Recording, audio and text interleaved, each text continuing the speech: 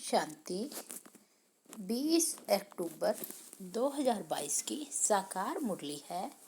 मीठे बच्चे, भारत जो साहूकार था वही अब गरीब बना है।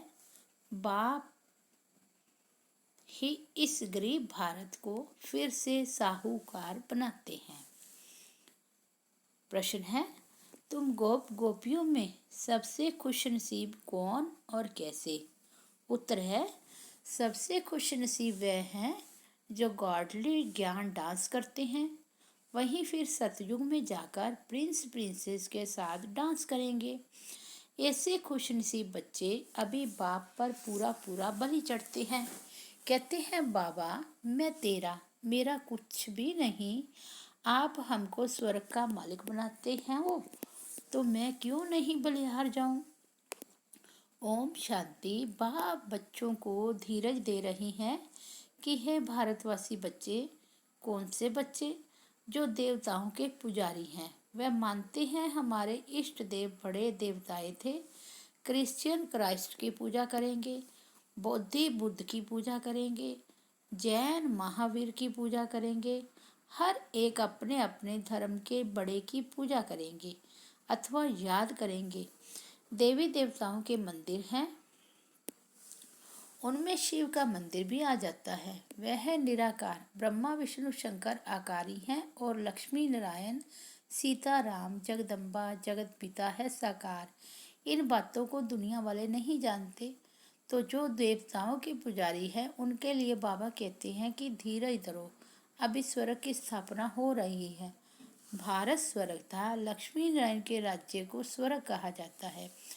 लक्ष्मी नारायण के राज्य को 5000 वर्ष हुए। सीताराम के लिए कहे के 3750 वर्ष हुए। यह तुम ब्रह्मा मुखवंशावली ब्राह्मण कुलभूषण ही जानते हो।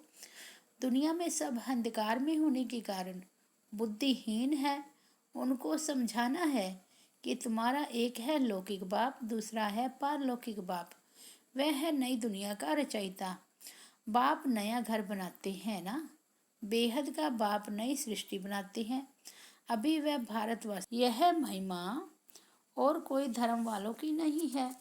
कोई भी धर्म वाले अपने इष्ट देव की ऐसी महिमा नहीं गाते हैं। उनको देवताओं के भगत मिलेंगे भी लक्ष्मी नारायण के मंदिर में।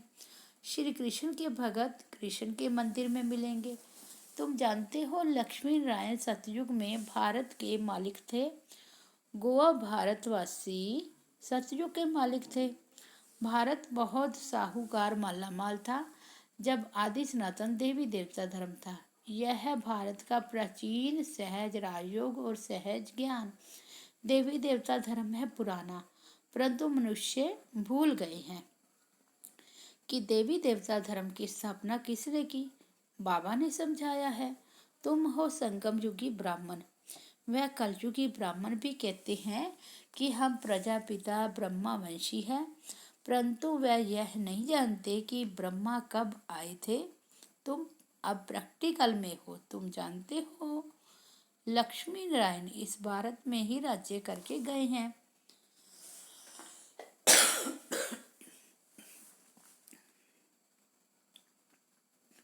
उनसे ऊंच मनुष्य कोई है नहीं। मनुष्यों को यह मालूम ही नहीं कि सतयुग को कितने वर्ष हुए।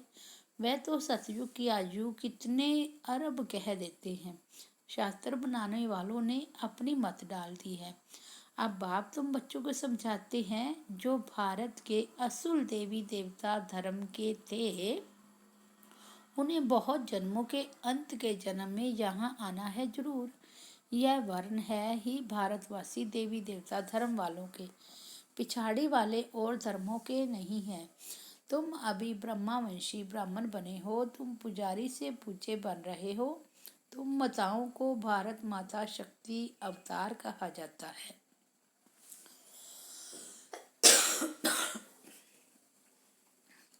जगदम्बा का भी रीइंकार्नेशन कहेंगे। शिव बाबा ने इस संगम युग में अवतार लिया है, तुमको अपना बच्चा बनाया है।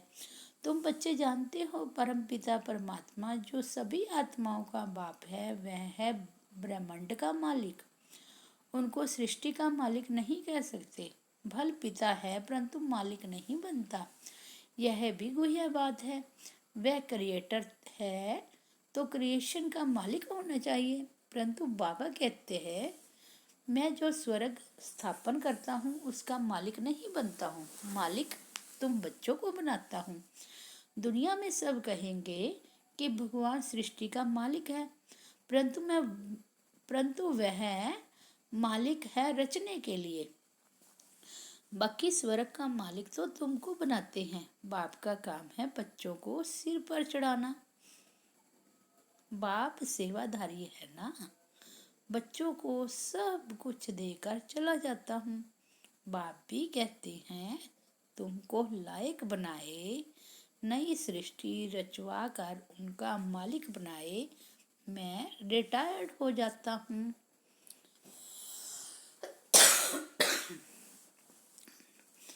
तुम ब्रह्मांड के भी मालिक कहलाएंगे, क्योंकि तुम ब्रह्मांड के मालिक के बच्चे हो। तुम भी ब्रह्म तत्व में जाएंगे तो ब्रह्मांड के मालिक कहलाएंगे। वहाँ भल तुम आत्माएं चैतन्य हो परंतु ऑर्गन्स नहीं है। जब परम धाम में हो तो ब्रह्मांड के मालिक हो, फिर तुम सृष्टि के मालिक बनेंगे। फिर तुमको राज्य भाग्य गंवाना पड़ेगा। यह ज्ञान न देवताओं को न शूद्रों को हो सकता है, यह ज्ञान सिर्फ तुम ब्राह्मणों को है। बाबा कितनी गुह्य बातें समझाते हैं। कहते हैं तुम्हारा ही हीरो पार्ट है।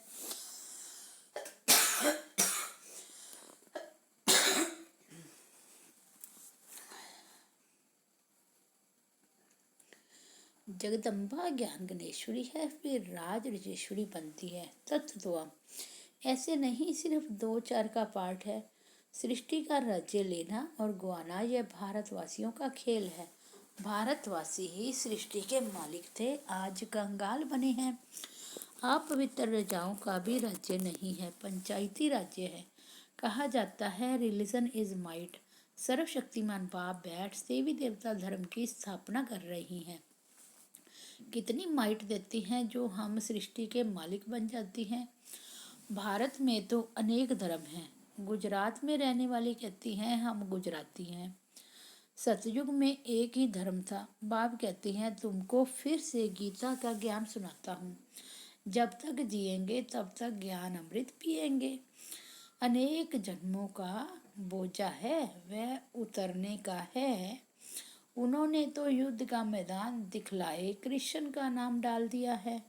भगवान कहते हैं तुम्हारे रथ में प्रवेश कर माया पर जीत पहनाने के लिए युद्ध के मैदान में खड़ा करता हूँ, साथ साथ बच्चों को भी खड़ा करता हूँ। तुम जानते हो माया जीत बन स्वर्ग के मालिक बनेंगे। वह लोग फिर सिपाहियों को कहते हैं कितना रात दिन का फर्क है, तुमको मंदिरों में जाकर सर्विस करनी चाहिए। उनको बताओ यह लक्ष्मी नारायण ही भारत के मालिक थे। फिर ऐसे स्लोगन बनाओ कि भारतवासी स्वर्ग के मालिक थे। अब मलकियत गुहा दी है। शास्त्रों में कृष्ण और महाभारत लड़ाई दिखा दी है। भक्ति में भगवान से मिलने के लिए साधना करते हैं, पुकारते हैं कि आकर माया रावण से लिबरेट करो। कितना हाहाकार मचा हुआ है। लड़ाई लगेगी तो अन्न कपड़ा कुछ भी नहीं मिलेगा। बॉम्बे को क्वीन ऑफ इंडिया कहती हैं क्योंकि उन्हें स्वर्ग के सुखों का पता नहीं है। हमको मालूम है तो हम अंदर डांस करते रहते हैं। ज्ञान को सदगति कहा जाता है। ज्ञान कौन सा? सृष्टि के आदि मध्य अंत का। तुम अब बुद्धि से काम लो कि हम कैसे सबको समझाएं। देवताएं जो पावन थे वही अब पतित बन गए हैं, उन्हों को ढूंढना पड़े। वह मंदिरों में जल्दी मिलेंगे और वह भी खुश होंगे। जगदम्बा का मंदिर नीचे है, वास्तव में दोनों का इकट्ठा होना चाहिए। तुम जानते हो ब्रह्मा की बेटी नंबर 1 प्रिंसेस बनेगी। तुम जगदम्बा के 84 जन्मों की बायोग्राफी बता सकते हो। तुम शिव बाबा की बायोग्राफी को जानते हो, ऐसे नहीं, वह पत्थर भीतर में है। आगे हम भी ऐसे समझते थे, यह भी अभी कहते हैं। आगे तो अपने को बहुत ऊंचा समझते थे, सबसे ऊंचा ज्वारात का धंधा है, उनसे ऊंचा ये अविनाशी ज्ञान रत्नों का धंधा है। तुम 9 रत्न की अंगूठी भी पहनते हो, वह भी इनसे भेंट है। आगे तो कुछ पता नहीं था, आज मुख्य बात समझाई कि ब्रह्मांड का मालिक, सृष्टि का रचयिता परमात्मा है। वह राज्य नहीं करते, राज्य हम बच्चों को देते हैं। हमको ही राज्य लेना और गंवाना है, यह भी तो मालूम होना चाहिए ना। गंवाए हुए राज्य में कितना जन्म लेते हैं, फिर अपने राज्य में कितने जन्म लेते हैं, और बाकी क्या चाहिए। मनुष्य तो देह अभिमानी होने के कारण उल्टे लटके हुए हैं। तुम अभी सुलटे हुए हो।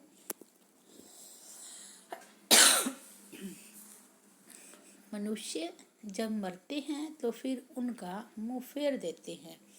अब हमारा मुंह है परम धाम तरफ, हम यह शरीर छोड़ सीधे चले जाएंगे। अच्छा, बाप कहते हैं मन मना भाव, मेरे को याद करने से तुम मेरे पास आ जाएंगे। यहाँ बेहद में क्लास अच्छा है। अंदर कमरे में बाबा को जैसे गर्भ जेल भासता है। बेहद के बाप को बेहद चाहिए। इतना बड़ा बेहद का मालिक इस हद शरीर में आकर बैठती है तुम्हारी सर्विस करने।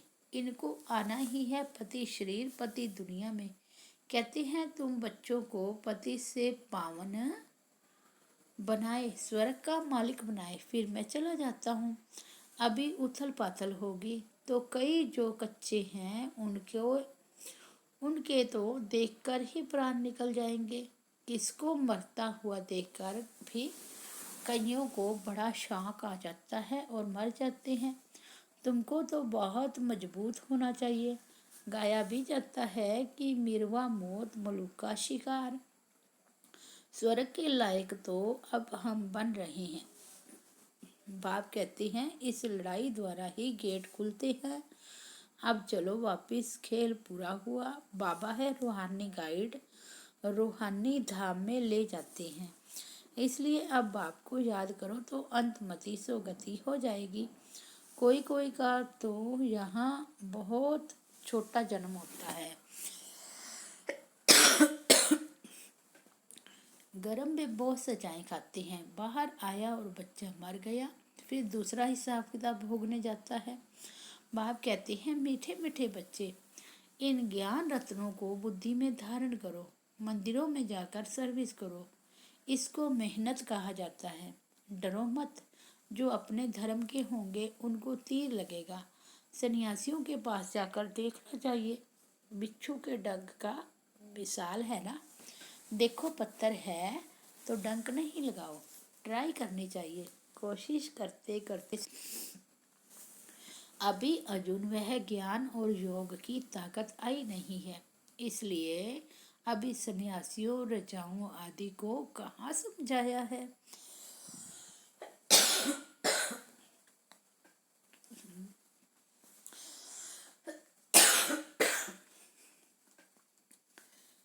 जनक, परीक्षित, सन्यासी आदि सब बिछाड़ी में ही आते हैं। उनको ज्ञान देंगे तो फिर प्रभाव निकल जाएगा। फिर उस समय तुम कहेंगे टू लेट, बाबा आया था झोली भरने, परंतु तुम आए ही नहीं। हमेशा विचार करो कि कैसे सर्विस करनी चाहिए। निमंत्रण छुपाओ, आइडिया निकालो। सर्विस भी ड्रामा अनुसार ही होती है। हम साक्षी हो देखते हैं। भगवानों बच्चों प्रति, गोप गोपियों प्रति। गोपी वल्लभ भगवान है, वह है बाप। गोप गोपियाँ सब तो यहाँ ही है, सतयुग में थोड़े ही होंगे। यह है गॉडली ज्ञान का डांस। फिर वहाँ जाकर प्रिंस प्रिंसेस के साथ डांस करेंगे। तुम बच्चे बड़े ही खुश नसीब हो, सिर्फ बलि चढ़ जाओ। बाबा मैं तेरी हूँ, क्यों नहीं बलिहार जाऊंगी। आप हमको स्वर्ग का मालिक बनाते हो, बड़ी जबरदस्त कमाई है।